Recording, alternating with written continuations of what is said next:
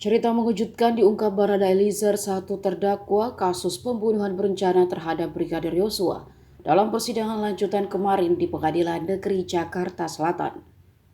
Awalnya hakim ketua menanyakan apakah ada peristiwa lain seperti pertengkaran yang terjadi antara Putri Chandrawati dengan Ferdi Sambo sebelum kejadian penembakan.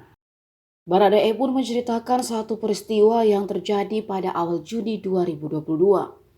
Kala itu ia dan almarhum berada di kediaman Sambo di Saguling.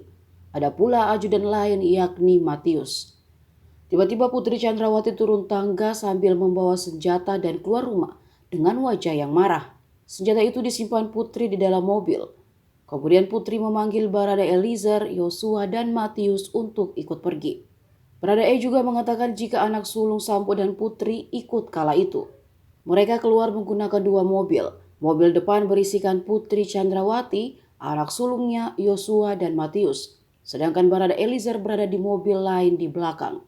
Saat itu Eliezer sempat bertanya hendak kemana pada Yosua melalui HT. Namun dijawab almarhum agar Eliezer ikut saja. Eliezer juga mengatakan jika mereka berkeliling di daerah Kemang, Jakarta saat itu. Tidak lama kemudian mereka mengarah pulang ke rumah di Jalan Bangka, Jakarta Selatan.